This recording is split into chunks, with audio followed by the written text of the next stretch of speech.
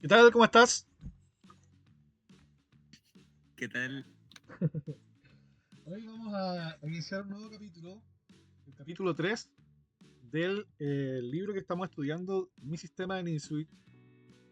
Y ya vimos eh, los elementos estratégicos del centro de desarrollo, que es el primer capítulo del libro. Luego vimos el segundo elemento estratégico, que son las columnas abiertas. Y hoy vamos a ver el tercer elemento estratégico que cubre el libro, que son la séptima y octava filas. ¿Ya? Así que ahora vamos a hacer una breve introducción de generalidades eh, y hablar sobre, por ejemplo, la importancia de la séptima y octava filas en el final o en el medio juego, dónde es más importante, y la elección de un objetivo de ataque.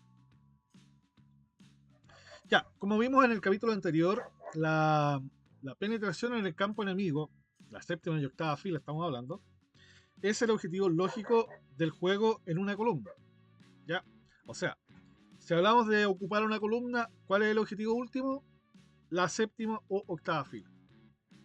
Y dice el texto que el maestro ha tratado de explicar el método de invasión con algunos ejemplos drásticos, pero para no exagerar, dice, debo llamar aquí la atención del lector sobre el hecho de que en un desarrollo normal de los acontecimientos, la ocupación de la séptima fila solo suele conseguirse en el final de la partida.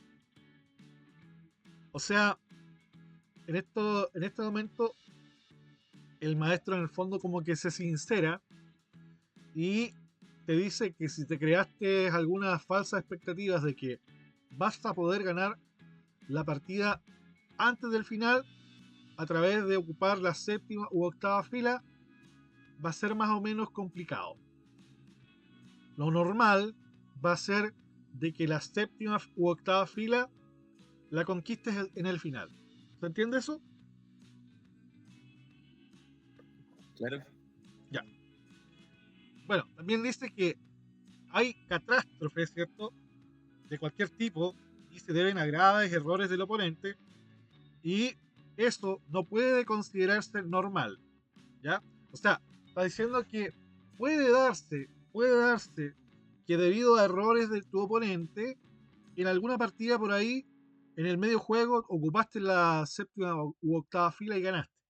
Pero eso no es normal. Ni tampoco, según el maestro, es susceptible de estudiarlo porque son errores que cometen los jugadores y no es el común de las situaciones. Entonces, por este motivo, dice el maestro, considero que la penetración en la séptima u octava fila es una conquista propia del final. ¿Ya? Eso más o menos lo tienes claro. Sí. Ya. Con cierta frecuencia, esta posibilidad ya quedó bosquejada en muchas partidas. ¿Ya?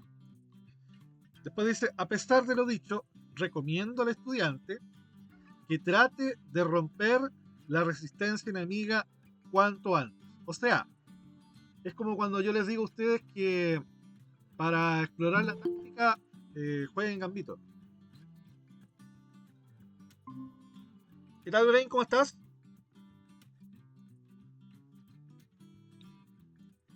Bueno, profe, disculpe, me voy a poner audífono.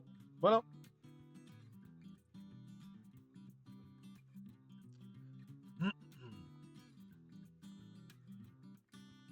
prepárate con una introducción para repetirle a Brain lo que estábamos viendo.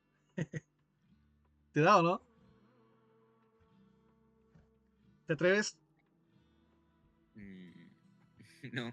¿No?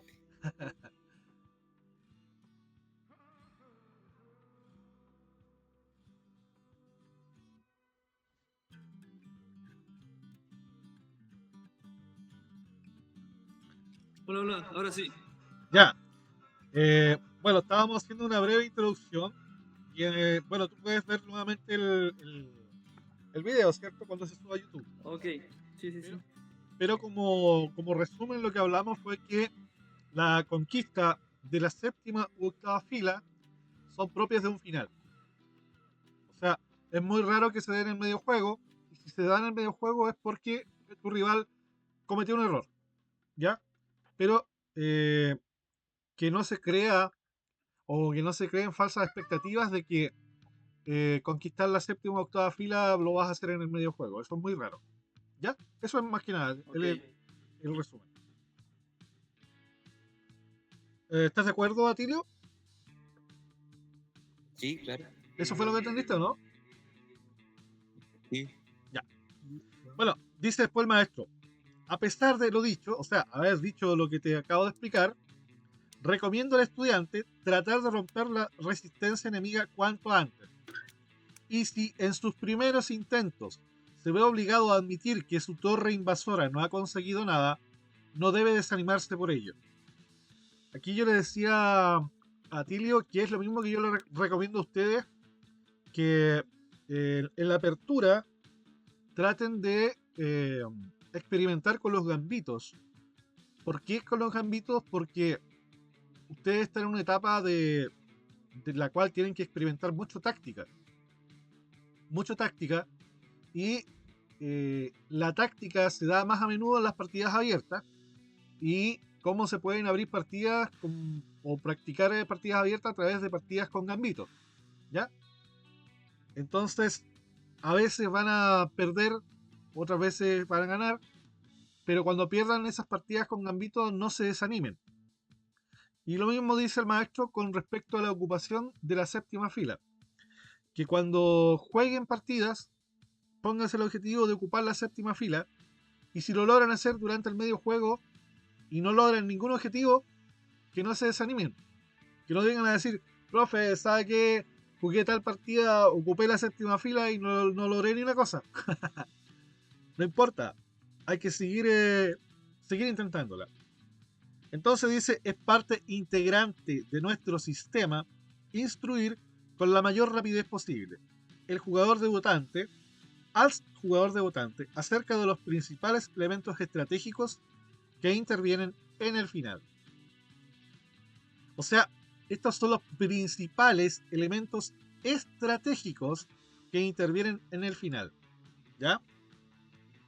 Entonces, por razones pedagógicas, no es conveniente hacerlo en el orden del juego. Así pues, primero tuvimos que estudiar los temas del centro de desarrollo, ¿cierto? Las columnas, y ahora vamos a estudiar la séptima y octava fila. Luego vamos a estudiar el peón pasado y luego el cambio, ¿ya? O sea, este tercer elemento se llama séptima y octava fila. El cuarto elemento que vamos a estudiar va a ser el peón pasado, y el quinto elemento es el cambio. Y a partir de ahí se intercala un capítulo especial que consideró el maestro que era oportuno, que es los principales elementos estratégicos que intervienen en el final. ¿Ya? ¿Se entendió esa parte? Sí. Entonces, Sí, entendido. este es uno de los elementos estratégicos del final, la séptima y octava fila. Luego vamos a estudiar el peón pasado y luego vamos a estudiar el cambio. ¿Ya? Esos dos, el elemento estratégico del peón pasado y el cambio, lo vamos a estudiar posterior a esto que es la séptima y octava fila. Y ahí vamos a ver un capítulo especial que se llama Elementos Estratégicos en el final. Eso está diciendo en el fondo el maestro. Bien, intercalo ahora un capítulo que en rigor debería formar parte del estudio consagrado al juego de posición. O sea, el estudio estratégico del final es un estudio que debería estar consagrado al juego de posición. Ya. Dicho esto, el estudiante tiene que asimilar que el estudio de la séptima y octava fila no constituye un mero instrumento de mate, sino que representa mucho más. Es un arma de gran alcance y que se proyecta hasta el final. Como ya hemos observado, puede ser ambas cosas, pero su empleo como arma en el final predomina. O sea, está diciendo de que la séptima y octava fila no solamente sirve para dar mate, sino que también es muy recurrente en el final. Es un elemento más que nada del final. Es de la mayor importancia que nos habituemos a ejecutar operaciones en la séptima fila, de tal manera que desde el comienzo nos hayamos fijado algún objetivo concreto. Resulta bastante habitual que el aficionado haga precisamente lo contrario. Aquí no sé si se van a sentir ustedes aludidos o no, pero dice que el principiante deambula con sus piezas mirando de izquierda a derecha sin un plan prefijado. ¿Se sienten identificados o no? Totalmente. Soy yo. Como regla general hay que plantearse un objetivo. Y ese objetivo, como ya sabemos, puede ser un peón, una casilla, que sea lo uno o lo otro, no importa. Pero pasar de uno a otro objetivo nos expone a una catástrofe estratégica. Hay que enfocarse. El andar deambulando entonces no lleva a ningún lado. Hay que jugar desde el inicio de la partida con un objetivo. Si se dio algo en una apertura y notaste que hay alguna debilidad por ahí, te enfocas en esa debilidad. Por ejemplo, por decir algo. Bien, el ataque progresivo y el ataque revolucionario sobre la séptima fila. O sea, no solamente sobre una columna se desarrolla el ataque progresivo y revolucionario, también sobre la séptima fila. Vamos a ver también la conquista de una casilla o un peón, dice el maestro con resonancia acústica. Es bien poeta el maestro. Ya, vamos a ver una posición. A ver. Tenemos acá.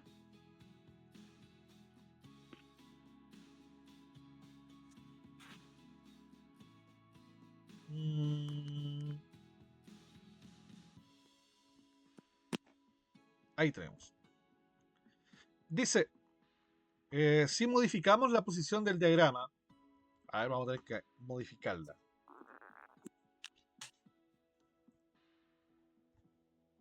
A ver.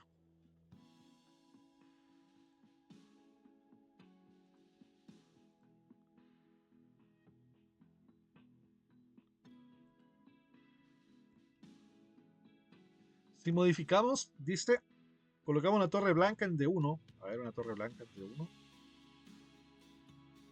Ahí. ¿Se ve? Sí. Se ve. Colocamos una torre blanca en D1. Y retiramos el peón de H2. Retiramos el peón de H2. Y para equilibrar el material, situamos un caballo negro en G6. El punto de ataque será el mismo peón de C7. Ah, no. Estoy leyendo adelantado. A ver, peón.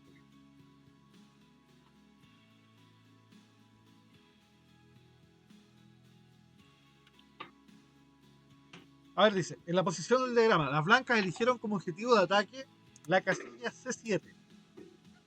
Ya. Ese es el objetivo de ataque de las blancas. Vamos a atacar la casilla C7.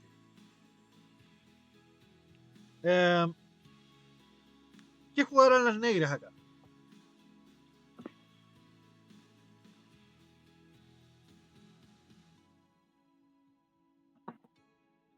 C5 parece lógico, ¿no? O torre C1 también, C8.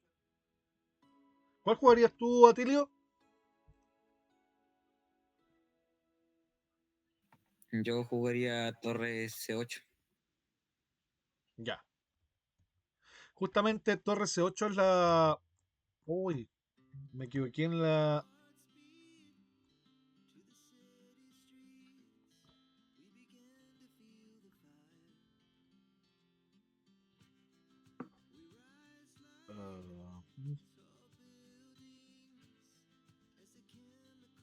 Ahí sí. Ya. A ver qué. Ya, el maestro dice jugar torre C8, justamente. Después de torre C8, ataque y defensa se equilibran, pero con un procedimiento análogo al empleado en una columna, trataremos ahora de alterar ese equilibrio a nuestro favor. En consecuencia, supongamos ahora que las blancas tienen un alfil en G3. Ah, ya. Sigue con su... Vamos a ver.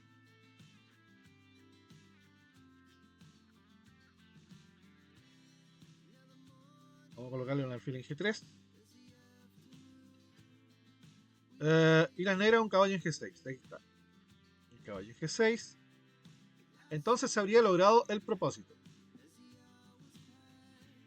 Entonces, aunque las negras jugasen acá, se conquista igual el peón. Porque tenemos dos piezas sobre el peón. Aunque tengan igualdad de material. O bien colocando un alfil en F1 en lugar de G3, el alfil en F1. ¿De qué forma se lograría el objetivo con el alfil en F1? Jugando las blancas. Jugando alfil A6. Correcto. Muy bien.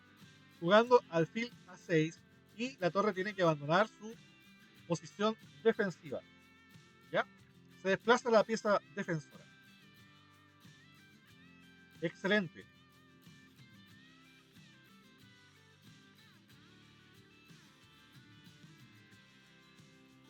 Entonces,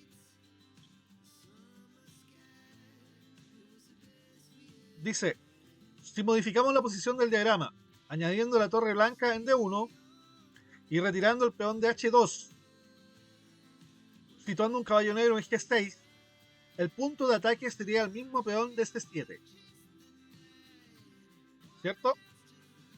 El curso lógico del juego podría ser torre D1, D4,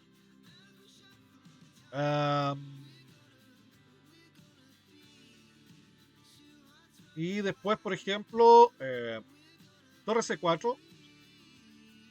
Ese podría ser un curso de acción.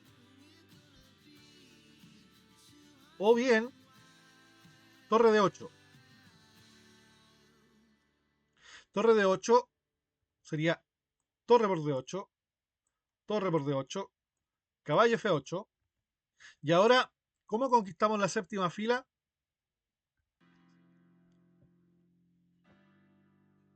Torre de 7. Torre D7, ¿qué dice esto, Tilio?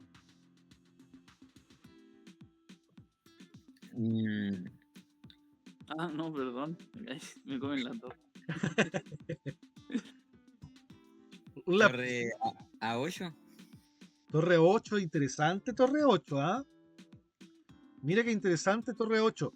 ¿Elegiste torre A8 por alguna cosa en particular? Que en A8 ataca el peón y si lo mueve, entro en la séptima fila. Ya. Ya, ok. O sea, tuviste esto, esto y esto. Pero acá te podrían jugar eso.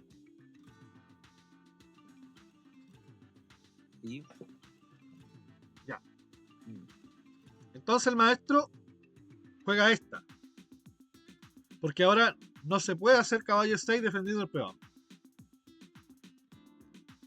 ¿Cierto? Entonces, juega C5. ¿Y ahora qué juega? Ahora sí, torre de C7. Ahora sí torre C7. Y conquistamos la séptima fila. Correcto.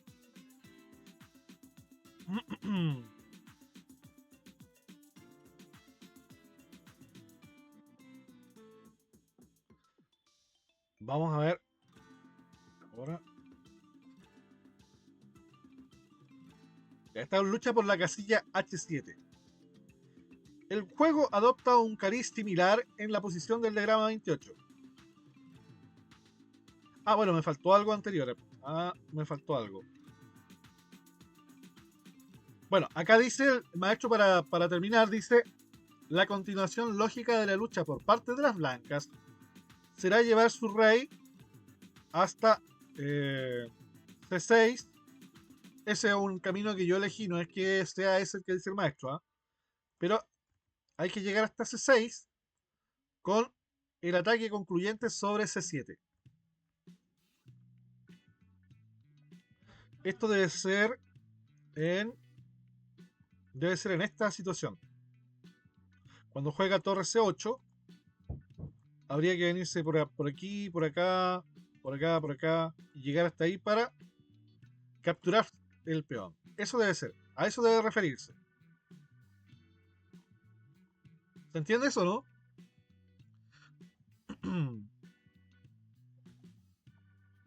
Sí, sí.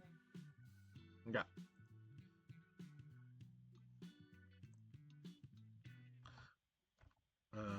Tenemos esto. Ya. Dice, el juego adopta un cariz similar en la posición del diagrama. El objetivo de las blancas es H7, dado que la conquista de esta casilla les permitiría llevar a cabo una maniobra envolvente. Bueno, pero las negras no lo ponen fácil y juegan torre H6, impidiendo el acceso a la casilla H7 a las torres. ¿Qué jugarían ustedes con blancas?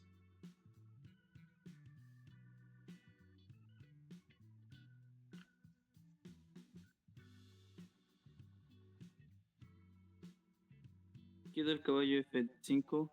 Ya. A ver, antes de seguir adelante,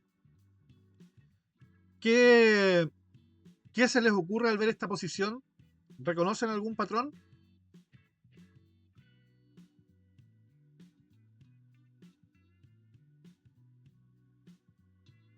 O sea, en esa posición, eh, el rey, en esa posición particular, el rey se puede escapar infinitamente por la octava fila, ¿no? No hay Ya, mate. ya, A menos que tuviéramos un alfil o él tuviera una pieza suya que le obstruye. Pero así como está la posición, se podría arrancar infinitamente. ya. ¿Qué ves tú, Atilio?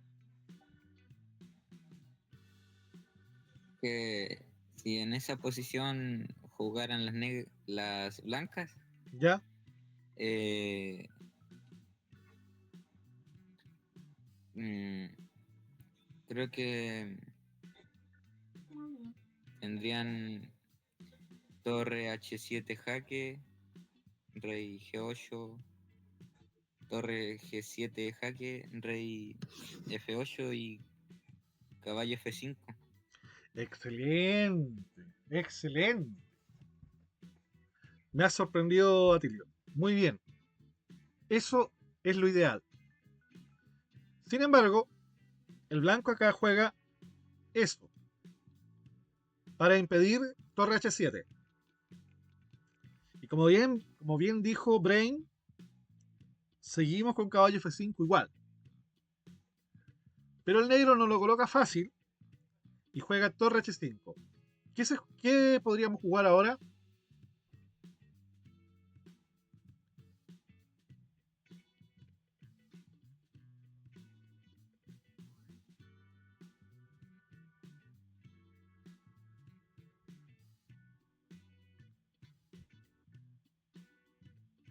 Mm. Eh, ¿Qué tal G4? Excelente, G4. Bueno, aquí las negras ya le quedan pocas casillas. No pueden esa, no pueden esa, no pueden esa y aquí tampoco pueden. Entonces la única que les queda es esa. Torre por H3. ¿Qué jugamos con blanca? Rey G2. Correcto. Y ahora, ¿qué ha pasado? Que la No torre tiene. no tiene casilla. Así que, para no perderlas todas, torre por B3. Ya, y ahora, Brain, ¿cómo continuamos? Ah, ahora hay mate. Torre H7, Ya, torre G8 y torre H8. ¿cómo? Torre G8 primero, torre C, G8, ¿Ya? Torre CG7, y ¿ya? perdón, G7 y después torre H8. Correcto, muy bien. Esto, como lo hizo Atilio, esto hay que verlo antes. Antes. Uno tiene que reconocer el patrón. Aquí en este momento. Y en base al patrón de mate, uno juega. Cuando yo leí el libro, yo no conocía este patrón de mate. Y por lo que vagamente recuerdo, no entendí bien el por qué se hicieron todas estas jugadas. Pero ahora, como ya tengo los patrones de mate en la mente, ahora apenas veo esta posición, yo veo el patrón. Y por lo mismo, les pregunto a ustedes si vieron el patrón. Y menos mal que Atilio lo vio, excelente. Hay que trabajar en los Yo patrones. no lo vi, no lo vi tan claro. Yo no lo vi tan claro. Sí, claro, es que hay que trabajar en los patrones, hay que seguir trabajando en eso. Entonces, cuando tú ves el patrón, tu juego es más fluido porque estás jugando de acuerdo al patrón. Por ejemplo, acá te juega H6. El patrón que viste es con caballo en F5. De paso, el caballo en F5 expulsa la torre. Pero tu objetivo es controlar la casilla G7. Ese es tu objetivo, por eso metiste caballo F5. Entonces, se da casi a pedir de boca los movimientos. La torre ataca al caballo, ¿cierto? El caballo tiene que salir de ahí, o sea, si lo saca, es un triunfo para el negro. Pero el blanco se mantiene. Y de paso pasa que la torre no tiene casilla. Única para mantenerse en la columna. Y rey G2 le prohíbe todo. Entonces ya, con eso el negro ya no tiene nada más que hacer. Y ahora se aplica el patrón. Se ejecuta. Casi de memoria. Ahí está el patrón. ¿Sí? Sí, pero bueno. Excelente. Vamos a ver qué más dice el maestro.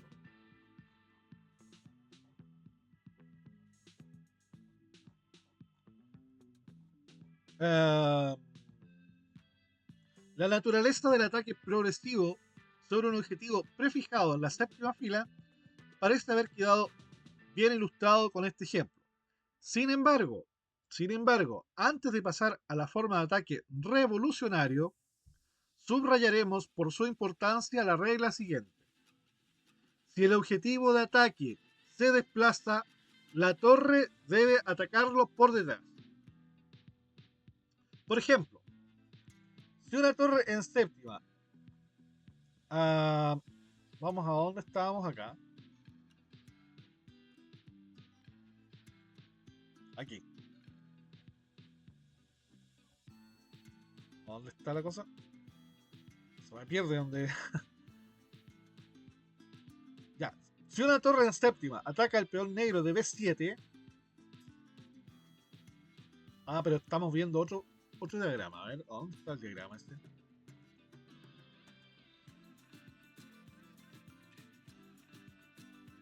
No, no es este. Bueno, no está la torre ahí tampoco.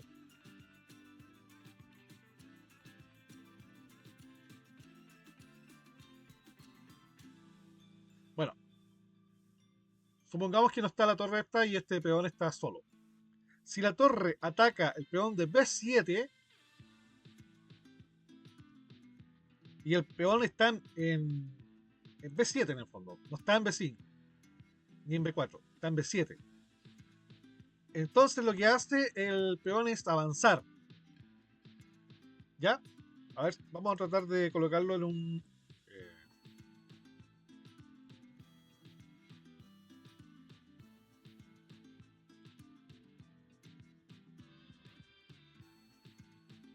Vamos a sacar esto y esto lo vamos a colocar acá.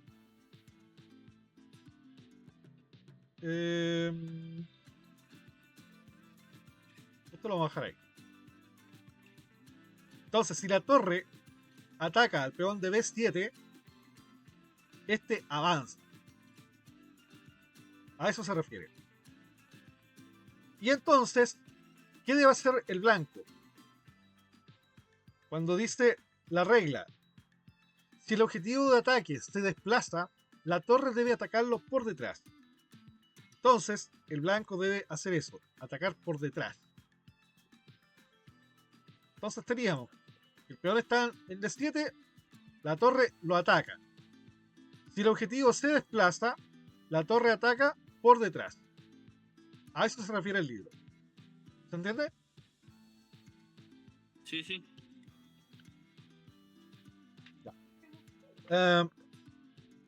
Y no desde la quinta fila. Entonces la regla tiene su explicación en las siguientes consideraciones. Primero, la séptima fila debe conservarse el mayor tiempo posible, puesto que es en ella donde suelen encontrarse los objetivos. Segundo, la maniobra envolvente, como primero entrar a la séptima, ¿cierto? Primero, de alguna forma, llegar aquí, atacar al peón, el peón se desplaza, colocarse en B7, a eso se le llama una maniobra envolvente. Entonces, la maniobra envolvente es la forma más fuerte de ataque. ¿Ya? El ataque tiene rangos de intensidad, dice el maestro. Se clasifican como primera intensidad leve, podría decirse, es el ataque frontal. Como segundo nivel de intensidad un poquito más fuerte, el ataque lateral. Y ya como tercer nivel de intensidad es el ataque envolvente. Esta tercera posibilidad a menudo obliga al enemigo a adoptar medidas defensivas restrictivas. ¿Qué quiere decir? Que lo restringen al propio enemigo. Entonces conviene hacer notar que en el ejemplo mencionado, al ataque lateral, las negras, por ejemplo, podrían responder cómodamente con torre B8. O sea, cuando les coloco el ejemplo del ataque lateral y el peón está en B7, las negras podrían haber atacado, o sea, haber defendido simplemente con torre de 8, B8. Entonces enfatiza el hecho de que si el peón avanza, la torre ataca por detrás y evita que el negro defienda con torre B8. A eso se refiere. Entonces, al ataque lateral, las negras podrían responder cómodamente con torre B8. Y si las blancas juegan primero con torre B7, las negras nuevamente no podrían oponerse con torre B8, ¿cierto?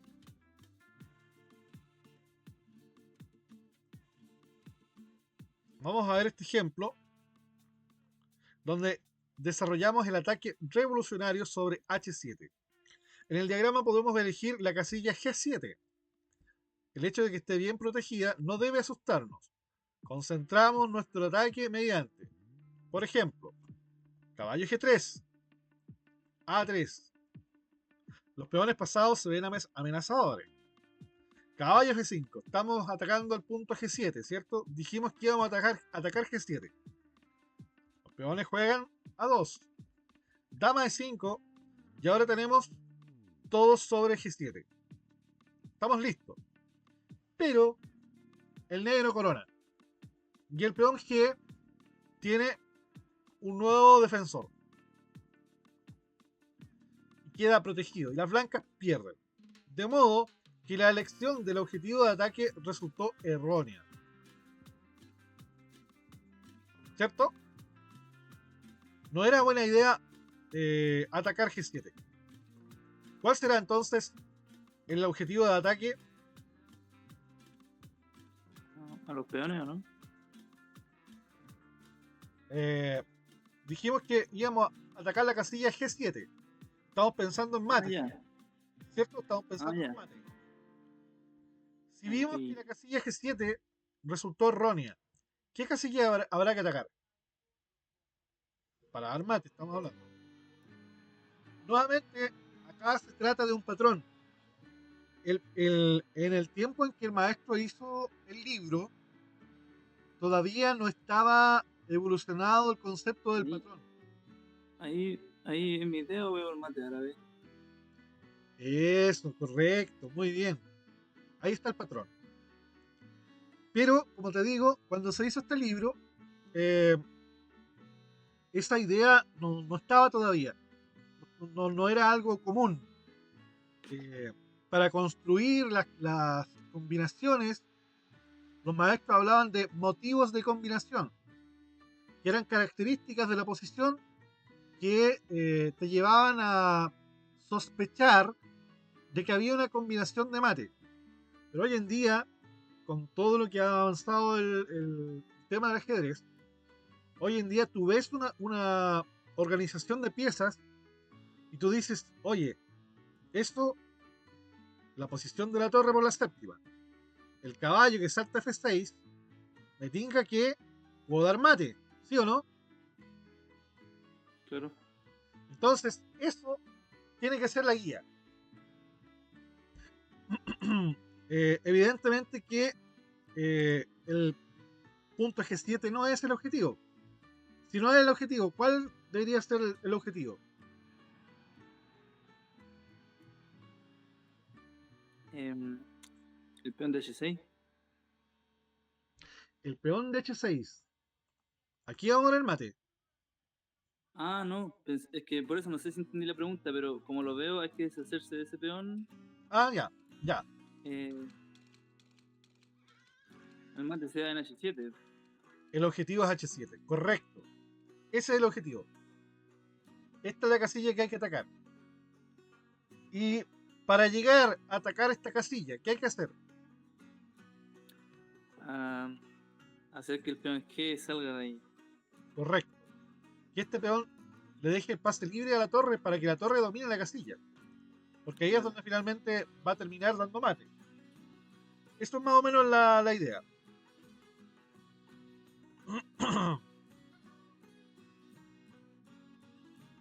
Ya, entonces, eh, ¿cuál será la forma del ataque revolucionario entonces? Dama por H6. Dama por H6. ¿Tú, Atilio, qué dices? Yo estaba pensando en caballo F6. Ya. Muy bien. Veamos, por ejemplo, qué pasa con Dama por H6. ¿Qué podrían hacer las negras? Capturar no. No van a capturar, ¿cierto? No van a cooperar con eso. Podrían tratar, qué sé yo, qué jugada se le ocurre con negra. Mm,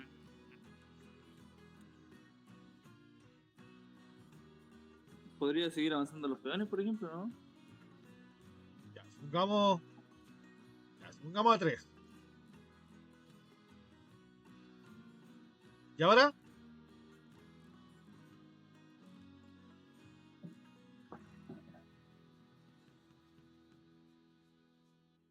Eh, claro, no es tan fulminante dama por H6 porque no está obligado a retomar. Ya.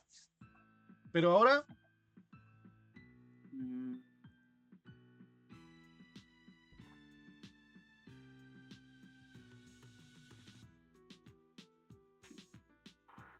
¿a ti no se te ¿Qué ocurre? tal caballo F6, jaque?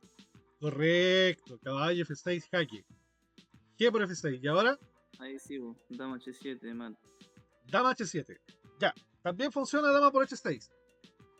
Y la que vio Atilio fue caballo F6. Por ejemplo, lo más sencillo habría sido G por F6. Y ahora, Atilio, ¿cómo continuamos?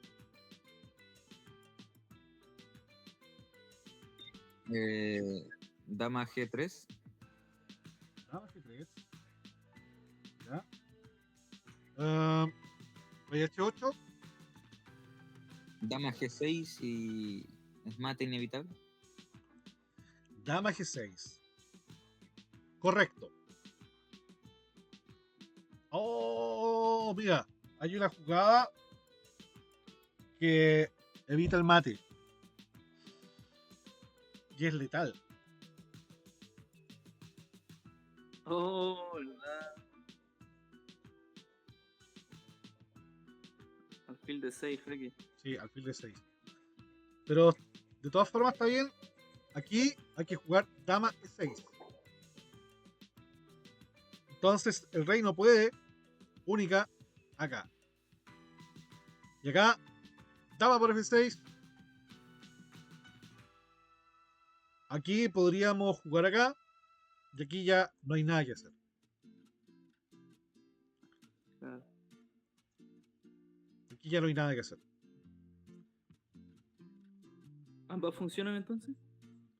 Ambas funcionan. Caballo F6 y dama por H6. Pero dama por H6 no está cubierto en el libro. Ah, No está cubierto en el libro de dama por H6. Esa la vimos nosotros por conocer el patrón. Pero ahí te das cuenta de la importancia de reconocer los patrones. Es súper importante, súper importante. Y eso te guía en el cómo vas a jugar en el fondo. claro.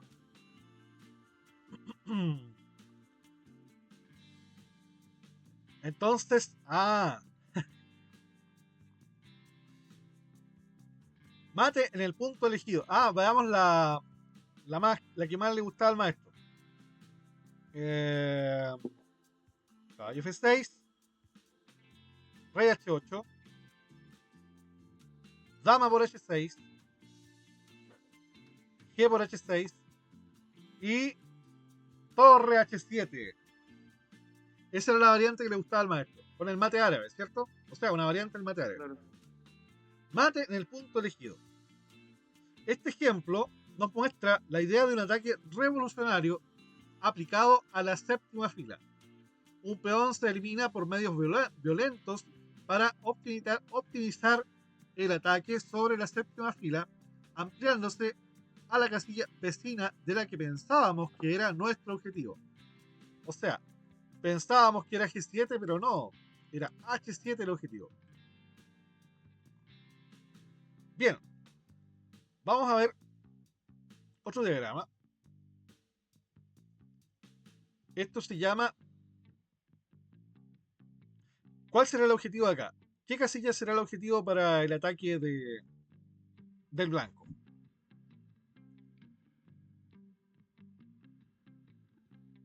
El peón de G7, la casilla G7 se me ocurre. Ya. Aquí dice el maestro, sería difícil atacar la casilla G7. Bueno, si no existiera el peón de G4, sería mucho más fácil. Ya, y aquí dice que hagamos la prueba. No, pues estoy viendo sin peón de G4. Ya. Supongamos que... ¿Cuál es? Acá entonces.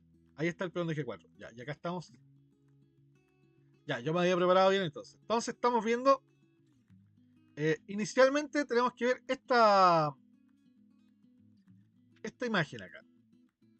Pero el ejemplo que pone el maestro es sin el peón de G4. Entonces, si estamos sin el peón de G4, se podría atacar de la siguiente manera. Con dama G4. Y,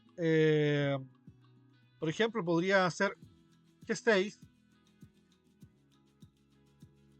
Y podríamos continuar con dama H4.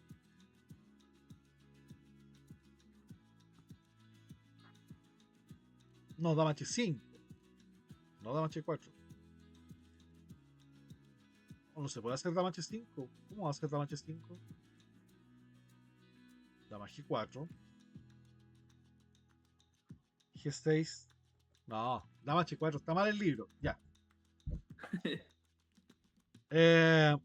Y acá, por ejemplo, ¿qué podría jugar el negro? Bueno, en el libro aparece H5. Y las blancas capturan dama por F6. Etcétera.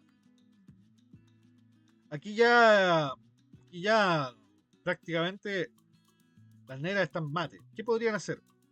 podrían jugar, por ejemplo, Dama F7 para, para estirarlo más. Pero vendría jaque, mate. Así es que ya no tiene sentido. La otra alternativa era que en vez de G6 jueguen Dama F7 directo. Ya vendría torre por F7. No, torre por F7, rey por F7. Vendría torre jaque. Y acá donde juegue. Por ejemplo, si intenta venirse acá, rey 8, jaque. Y si juega acá, mate. Si juega acá, mate. El libro da una... Bueno.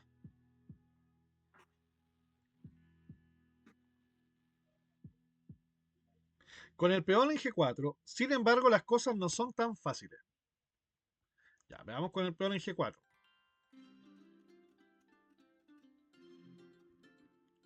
Sin embargo, pues sí, por ejemplo,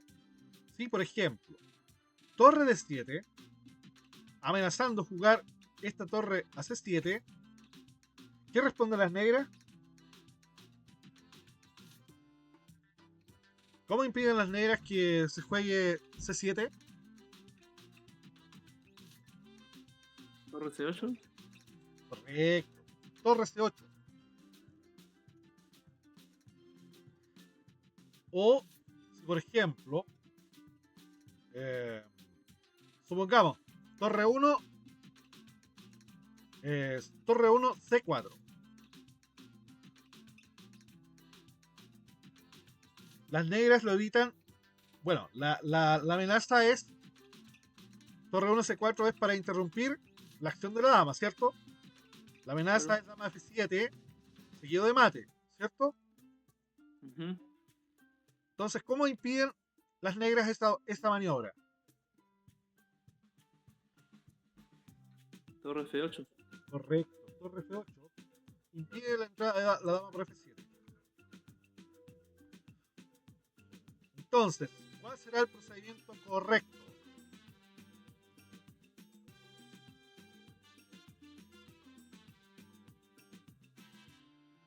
Esto es un ataque revolucionario. ¿Sí? Em,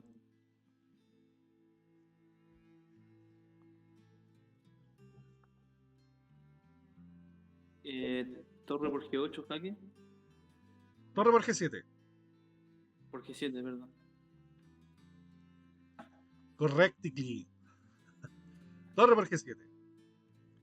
Rey por G7. Torre C7. Rey H8. Y dama H7 mate. La captura del peón de G amplió el radio de acción sobre la séptima fila hasta el punto H7. Y por ejemplo, si rey F8,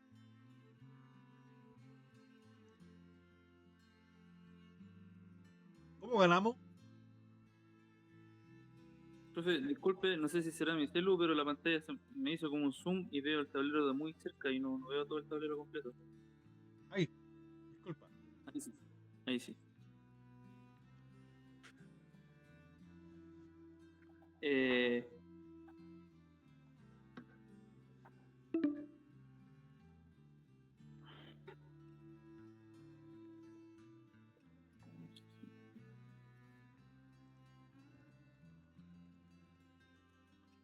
¿Atilio? ¿Se te ocurre?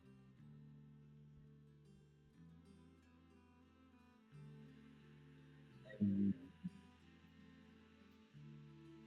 eh, dama por H7.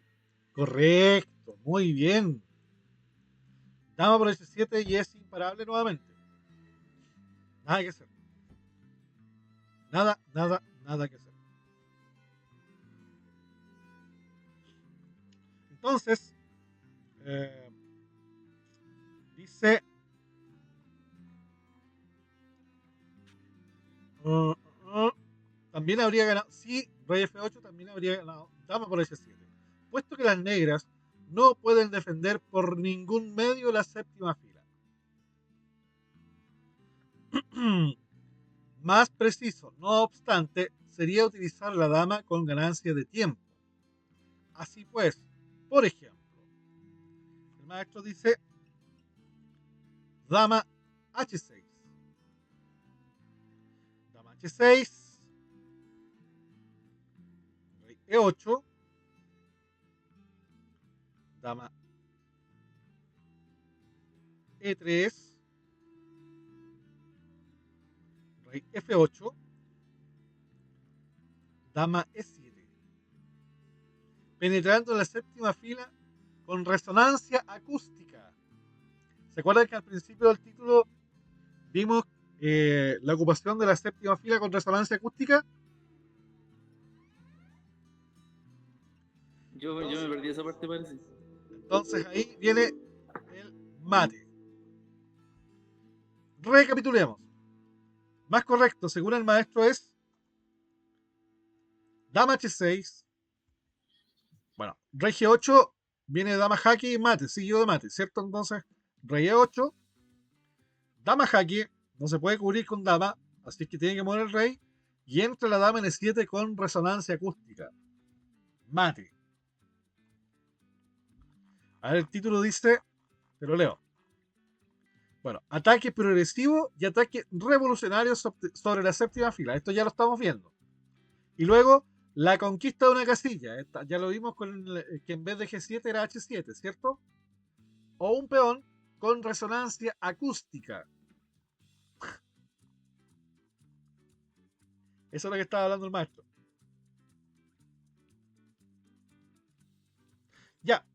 Entonces, bueno, esta última maniobra merece un comentario.